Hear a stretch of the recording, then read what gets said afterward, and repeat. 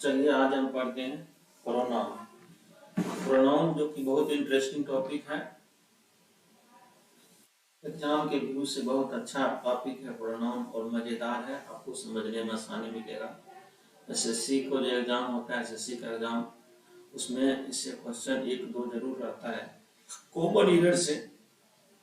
+2 exam में तो 5 के 5 जो कॉमन ईयर रहते हैं वो प्रोनाउन से ही आए रहते हैं, आपको पता भी नहीं चलता है। इसलिए स्टार्ट करते बिना देरी करते हुए प्रोनाउन।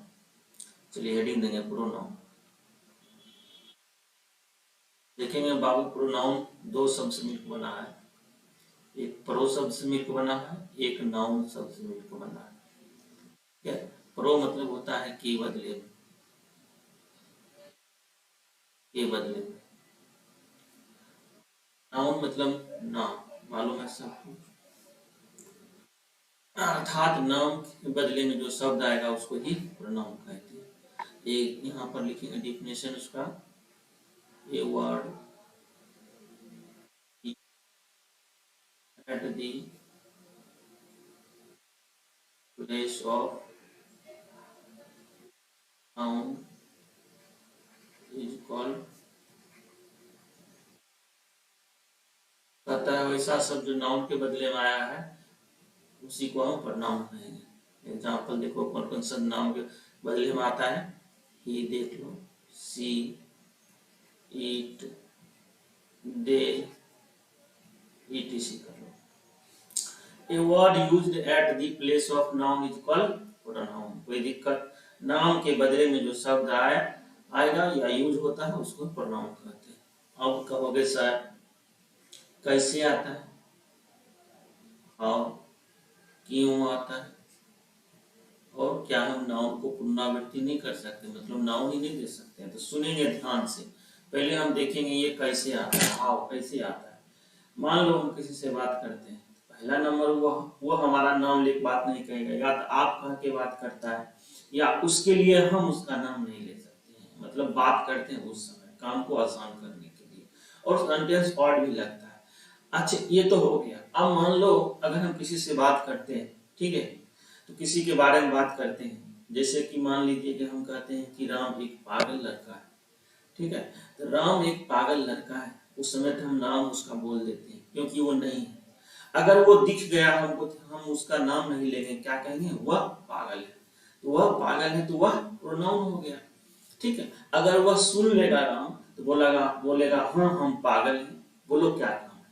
तो अगर बोला मैं पागल हूँ, आई क्या हुआ बाबू, आई भी एक प्रोनाउन हुआ, आई भी एक प्रोनाउन।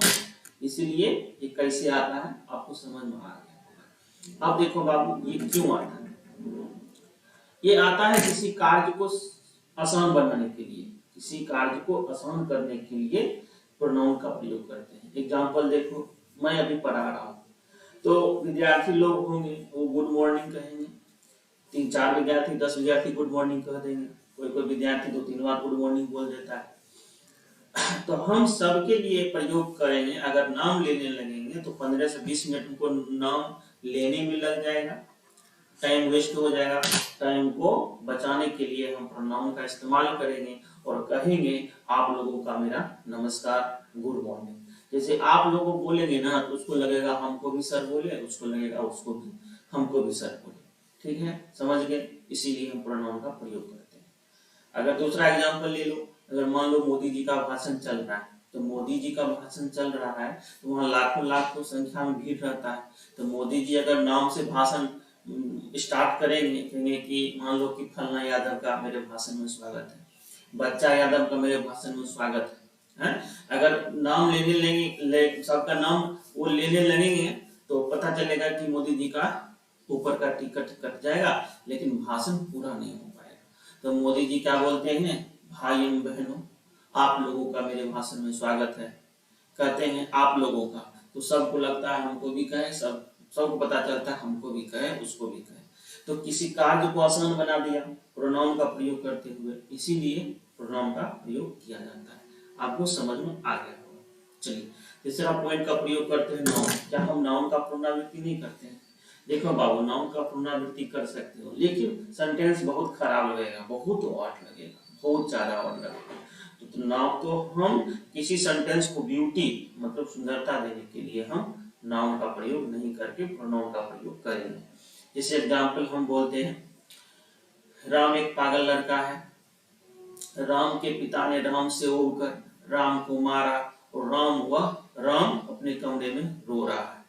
ठीक है, तो राम राम 3-4 बार इस्तेमाल किए हैं, सेंटेंस ऑड लग रहा है। इसको सुसज्जित बनाने के लिए, सेंटेंस को ब्यूटी देने के लिए, सुंदरता को बनाए रखने के लिए हम ऐसे बोलेंगे। देखो, एक बार राम का नाम लेंगे लेंगे देख ऐसे बोलेंगे, राम एक पागल लड़का है, उसके पिताजी ने उससे होकर उसको मारा और वह अपने कमरे में रो रहा है।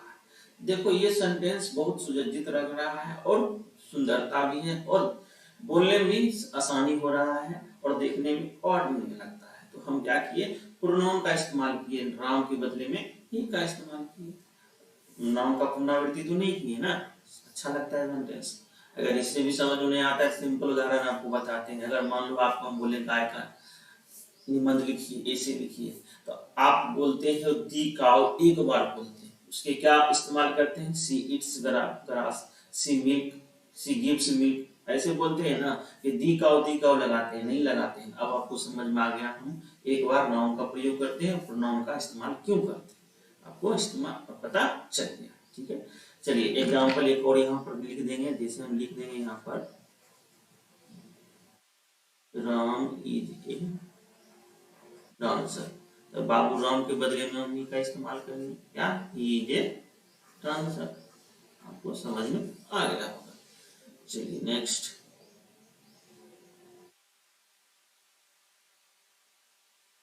अब बाबू हम बात करेंगे इसके टाइप का, मतलब कितने भागों में बांटा जाता है प्रोनाउन का, कितने भागों में बांटा जाता है प्रोनाउन का। तो सिंपली ग्रामर में 8 भागों में बांटा जाता है।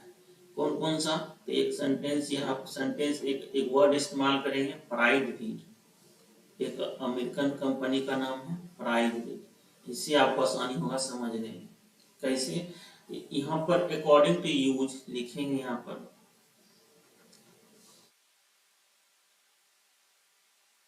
According to use pronoun can be divided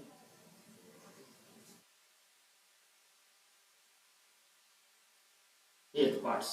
मतलब यहाँ पर कह रहा है प्रोनाउन के यूज के अनुसार डिवाइड इसको हम 8 भागों में बांट सकते हैं।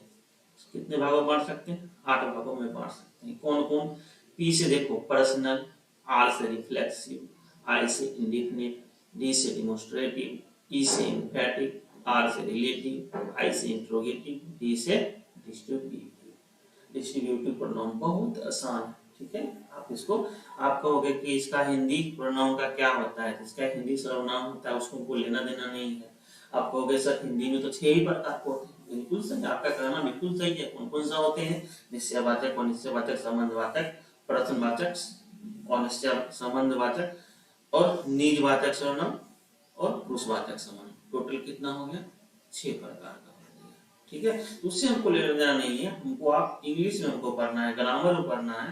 प्रोनाउन 8 भागों में बांटा जाता है, इसके 8 प्रकार होते हैं। कौन कौन से यहाँ पर लिख देते हैं। पी से पर्सनल प्रोनाउन, आर से हो गया आपको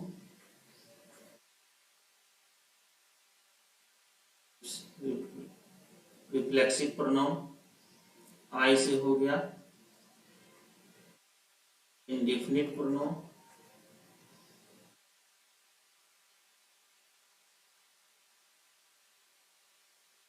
इसे हो गया आपका डेमोन्स्ट्रेटिव प्रोनाउन,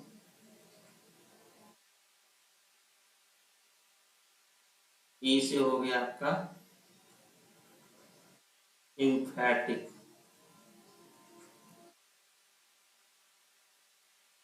आर से हो गया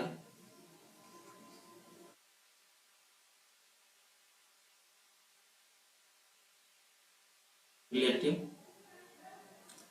आई से हो गया आपका इंट्रोगेटिव,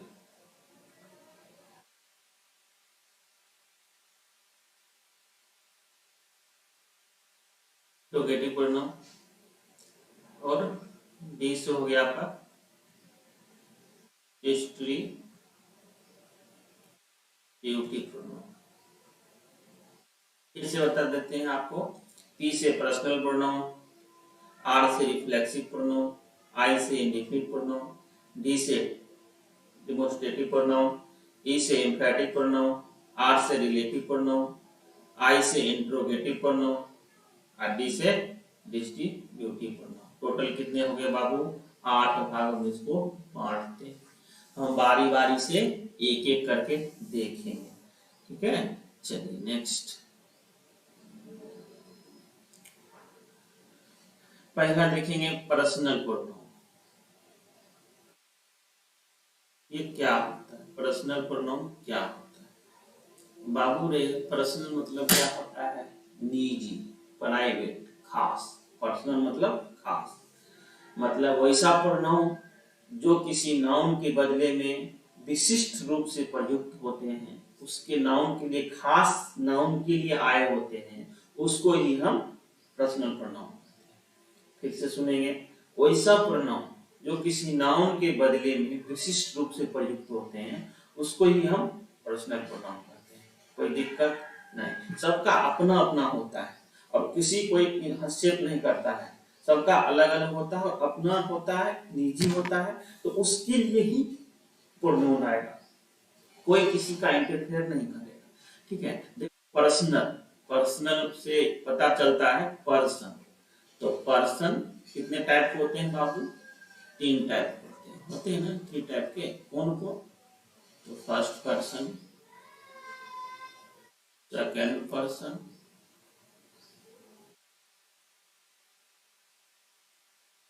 कोई दिक्कत नहीं।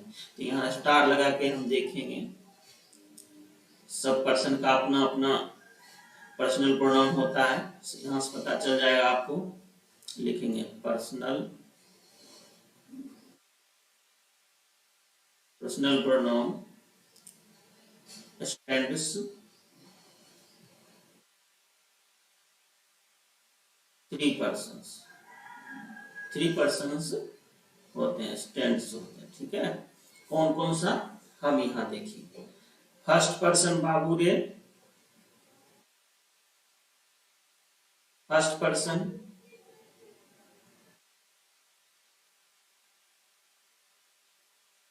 सिंगुलर, इसको यहाँ पर काट देंगे, रुकिए 1 मिनट बाबू।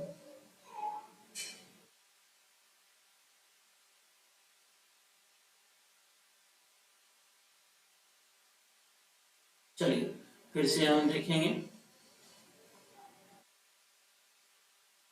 यहाँ पर लिखेंगे पर्सन,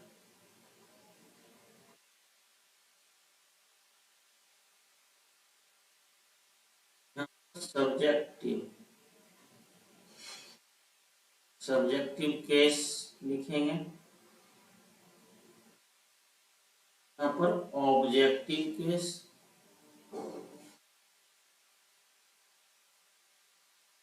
ऑब्जेक्टिव केस, पोजेटिव,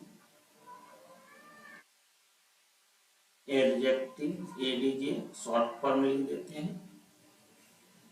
यहाँ पर पोजेटिव प्रोनाउन, पॉजिटिव बाबू ऐसे होता है, किसी को लिखने में अगर प्रॉब्लम होगा, ऐसे पॉजिटिव, ठीक है। चलिए यहाँ से इसको अंडरलाइन कर देते हैं। के बाद यहाँ पर first person singular, first person singular,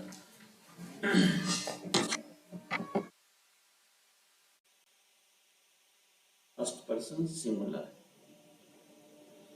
first person singular. आप चलिए हम देखते हैं पहले दोनों। देखो फर्स्ट पर्सन क्या होता है सिंगुलर में? जब बोलने वाला एक हो, अकेला, जब बोलने वाला अकेला हो तो हम यूज करेंगे आई का। क्या हम यूज करेंगे? आई का। जब हम बोल रहे हैं तो अपने लिए आई यूज करेंगे, आप खुद बोल रहे हैं तो अपने लिए आई यूज करेंगे। ठीक है, इसका ऑब्जेक्टिव क्या होता है बाबू बताओ, आप लोग रट के रखे हैं आई, मी, माय, माइन, ऐसे याद करके रखें। लेकिन हम शुरू में बताए थे आपको, नाउन में बताए थे ऑब्जेक्टिव क्या होता है, ऑब्जेक्ट क्या होता है, जो किसी के कार्य से प्रभावित होता है। मान लो अभी हम पढ़ा रहे हैं, तो आपको पढ़ा रहे हैं, तो आप कहोगे ना you teach me, you teach me कहोगे तो मेरे कार्य से आप प्रभावित हो रहे हैं, तो अपने लिए यूज क्या करोगे, मी का। रटने की जरूरत नहीं है बाबू, समझने की जरूरत है, इसीलिए आई का ऑब्जेक्ट मी होगा। और इसका पॉजिटिव एडजेक्टिव क्या होगा, माई होगा, और माइन होगा इसका पॉजिटिव प्रोनाउन।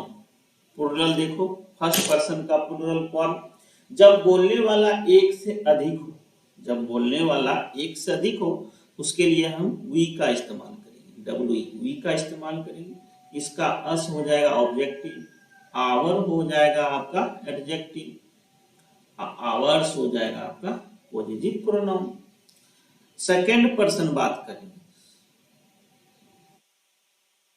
सेकेंड पर्सन, इसका सिंगुलर और प्लुरल दोनों एक ही होता है बाबू। देखो सेकेंड पर्सन क्या होता है, जो सुनने वाला होता है, हम किसी से बात करते हैं, वह सुन रहा है, श्रोता मतलब सुनने वाला, हम जिससे बात करते हैं, ठीक है, सुनने वाला को हम सेकेंड पर्सन बोलते हैं। तो सेकेंड पर्सन क्या हो गया, सब्जेक्ट हो गया यू, इसका यू ऑब्जेक्ट भी होता है, योर, योर से प्रोनाउन। अब देखो थर्ड पर्सन,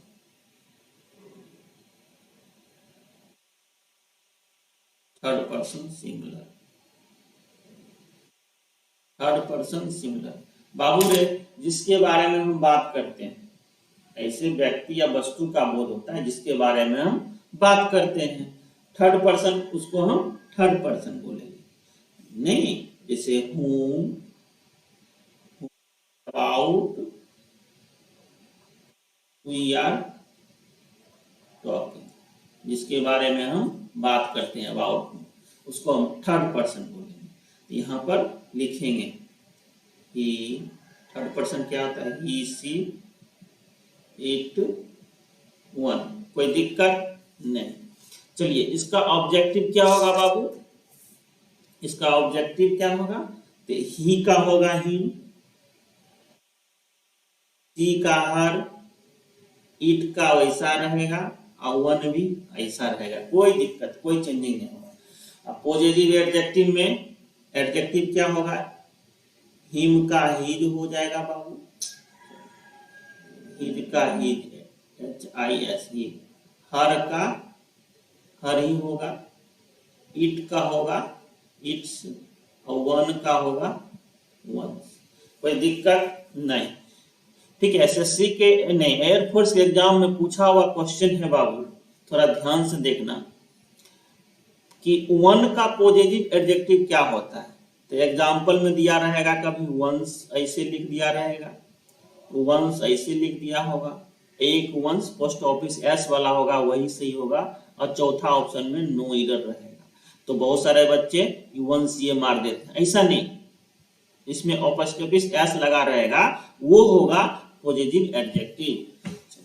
ठीक है, इसका पॉजिटिव प्रोनाउन क्या होगा, पॉजिटिव प्रोनाउन इसका हिज का हिज ही रहेगा, हर का हर्ष हो जाएगा, इट्स वन की जरूरत हमको नहीं पड़ेगा, कोई दिक्कत नहीं होगा। चलिए third person, third person plural form हम बात करते हैं, क्या होता है, दे होता है, इसका ऑब्जेक्टिव देम होगा, देयर होगा एडजेक्टिव, देयर्स होगा प्रोनाउन, कोई दिक्कत। चलिए आगे बढ़ते हैं, ये तो हम देख लिए।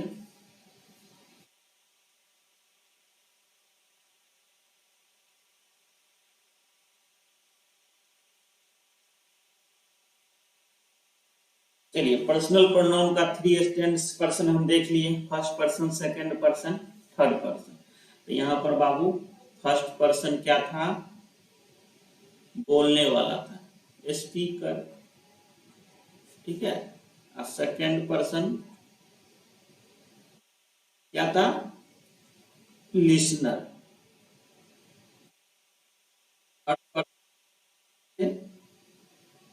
About whom we are talking, जिसके बारे में हम बात करते हैं, वो थर्ड पर्सन। ठीक है। अब हम दो चार एग्जाम्पल देते हैं, आपको आपको एग्जाम्पल पता चल जाएगा। क्योंकि एक बात देखो बापू, जो एडजेक्टिव हम बताए थे, पॉजिटिव एडजेक्टिव, ये हमेशा नाउन के साथ आता है। और जो ये प्रोनाउन होता है ना, पॉजिटिव प्रोनाउन, वो हमेशा नाउन के साथ नहीं आएगा। हमेशा क्या, नाउन के साथ आएगा ही नहीं, ध्यान से। तो हम अभी सेंटेंस देते हैं, आपको पता यहाँ से चल जाएगा। जैसे लिखेंगे, यह पुस्तक हमारा देश है, यह मेरी कलम।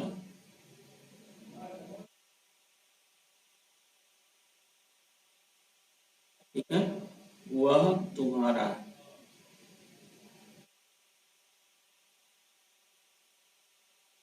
ये लोग मेहनत करते हैं,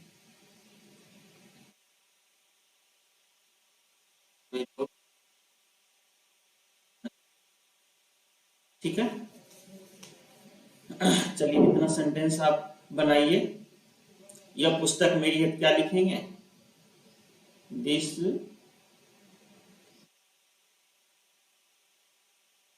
इससे ही आपको स्पष्ट हो जाएगा। हमारा देश, आवर कंट्री, करेक्ट। यह मेरी कलम, यह मेरी कलम है, दिस, यह मेरी कलम है, दिस इज माई पेन। वह तुम्हारा है, that is yours, that is yours. वो लोग मेहनत करते हैं, दे वर्क हार्ड।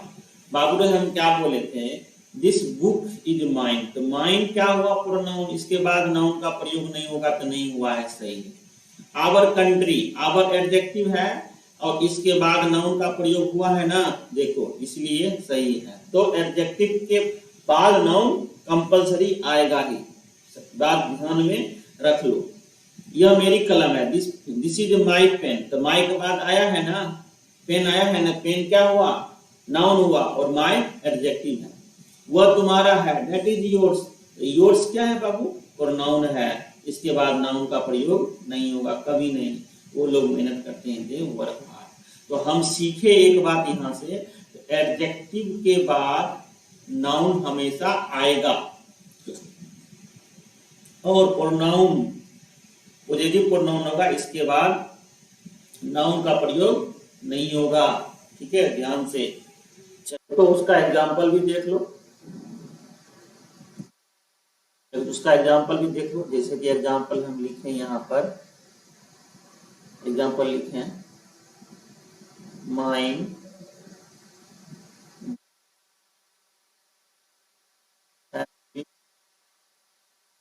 स्टोलन। दूसरा एग्जाम्पल लिखो, mine story, mine story is very sad and tragic. Ours लिख लो, ours house is very big। ठीक है। एग्जाम्पल 3 एग्जाम्पल दिए हैं बाबू ने, बनाओ एक 50 सेकेंड के अंदर। देखो, माइन बुक का है, तो माइन जो प्रोनाउन हुआ वो नाउन के साथ नहीं आएगा, तो बाबू गलत। यहाँ पर होगा my book has been stolen, तब सही होगा। ठीक है। यहाँ फिर देखो, mine story is very sad and tragic नहीं होगा, माइन का प्रयोग नहीं होगा, यहाँ माइन गलत है, क्या होगा, माइन होगा, ठीक है। Hours house is very big, देखो आवर्स है, ये पोएटिक प्रोनाउन है, नाउन साथ नहीं आएगा, हमको यहाँ आवर कहना होगा, our house is very big, तब जाके सही होगा। नेक्स्ट क्लास में हम बताएंगे ही सी इट का यूज बताएंगे, ठीक है। इसके साथ इसके बाद फॉर्मूला 123 का चलेगा, ठीक है। तब तक के लिए आप लोग को बहुत बहुत धन्यवाद।